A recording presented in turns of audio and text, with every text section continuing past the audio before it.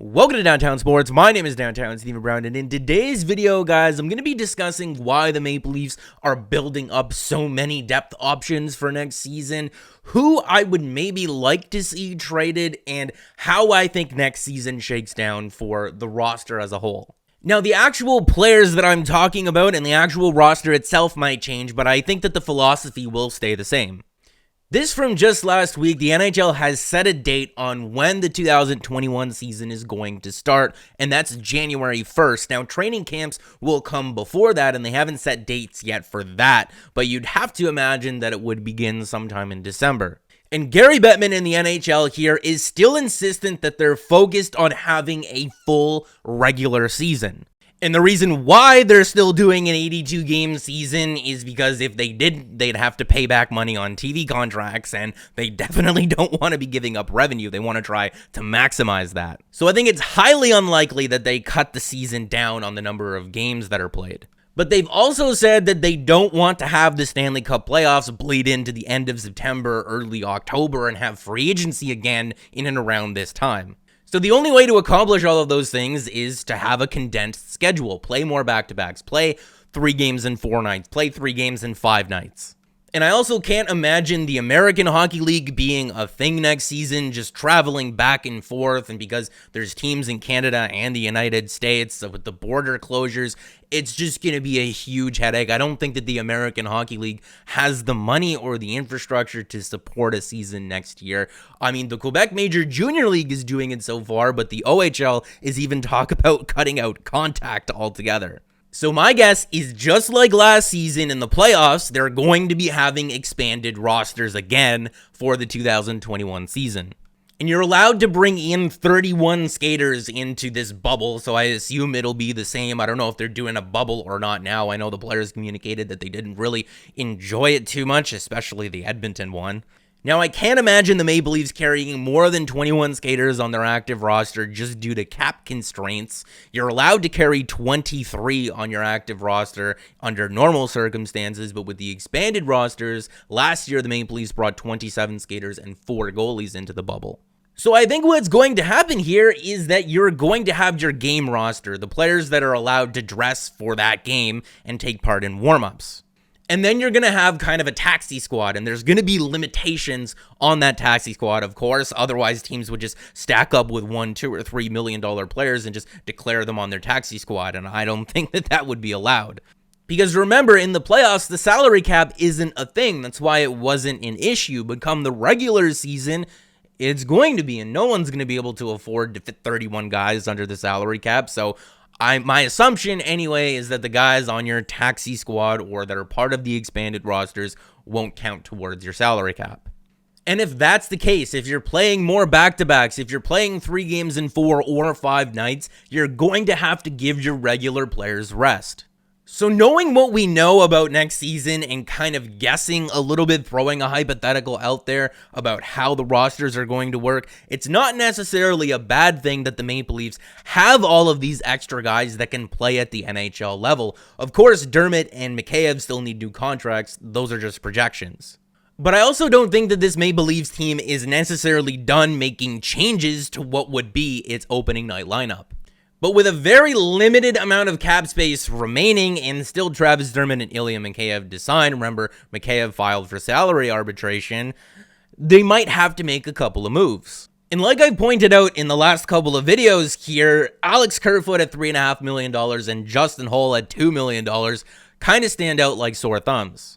And it's nothing personal to Alex Kerfoot. I absolutely love the guy. I think his 2019-20 season was kind of unfortunate with Mike Babcock and then the coaching change and then being injured, having a concussion, breaking his jaw, being suspended. He looked really good in the play-in round, but I think that $3.5 million is a little bit too rich for the Maple Leafs right now, especially when you consider what their needs still are.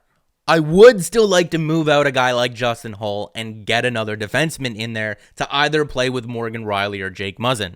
Because I would like to see Zach Bogosian slot in there on the third pair because he is a really good penalty killer and he has a unique skill set that this team desperately needed and has sought out so far this offseason in also acquiring a guy like Wayne Simmons.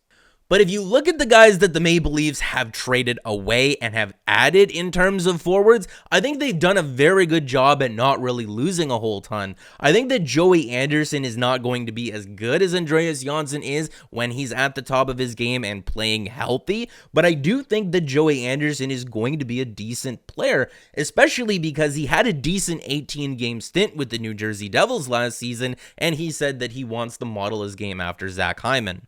Now, none of the guys that the Maple Leafs have added so far are as good or better than Kerfoot or can play center.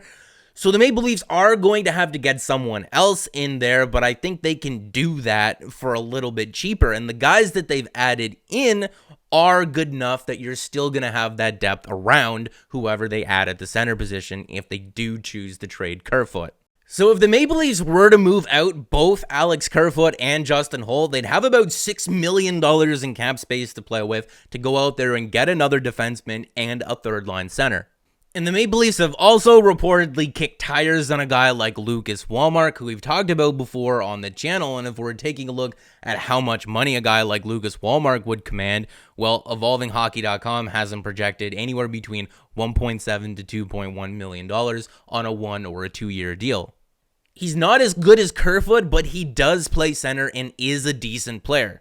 And like I said earlier in the video, the Maple Leafs have done a good job at replacing the players that they've lost so far this offseason with almost equal depth pieces. Maybe the names aren't as exciting, but they still are very effective players in their own right. So I don't think that the Maple Leafs would have to deal anyone else from their roster, because if they got a guy like Wallmark making about $2 million, that means they can add a $4 million defenseman. And the $2 and the $4 million aren't exact numbers. The center might come a little bit cheaper or a little bit more expensive, and the defenseman, the same thing. And I think with the way that the 2021 season is going to be kind of structured, the Maple Leafs are going to need all of these depth players here. Guys like Rasmus Sandin and Timothy Liljegren, even without injuries, should be playing in 20 or 25 games, and there's going to be injuries, so I can still see them getting into 30 or 35 games. The only guy that's a question mark here is Travis Dermott. I don't know what his future holds. Is he included in a hypothetical trade to get that other $4 million placeholder defenseman, whoever that is? I don't know, but the Maple Leafs have a long laundry list of players here that can play at the NHL level, and that's a good thing. They're going to need them for next season. If the league is going to have a condensed schedule for the 2021 season, you're going to need international free agent signings. You're going to need guys who are too good for the American Hockey League. You're going to need budding prospects. You don't want to fill your expanded roster or your taxi squad with a bunch of career AHL guys. So let me know what you guys think about the guys that I'm suggesting be traded before the start of next season. Let me know what you guys think of the condensed schedule idea. Nothing confirmed, no rumors or anything like that. Just something that I'm hypothetically saying. But I do think that Kyle Dubas is kind of thinking that it's going that way because he's added a lot of extra depth players here, and that might be a reason for it. And by the way, on guys like Zach Bogosian or Jimmy Vesey or any other guys that the Maple Leafs would sign for under $1 million, as long as they come in at under, I believe, $1.150 million, they can just bury them completely and nothing would count against their cap. So let me know what you guys think down in the comment section, and make sure to leave me a like on the video if you did like it, and subscribe for more because more is always on the way. And guys, remember, the Maple Leafs are not done here so far.